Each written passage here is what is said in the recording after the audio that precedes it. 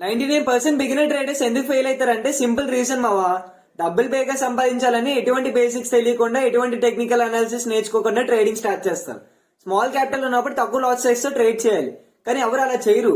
ఎక్కువ ప్రాఫిట్స్ రావాలనేసి ఎక్కువ loss size తో ట్రేడ్ చేస్తారు, లాస్ అవుతారు. ఆ లాస్ ని రీకవర్ చేద్దామని మిల్లీ ర్యాండమ్ గా బై అండ్ సెల్ చేస్తారు, లేదా టెలిగ్రామ్ సిగ్నల్స్ ని ఫాలో అవుతారు. అలా డబ్బులు మొత్తం లాస్ అవుతారు.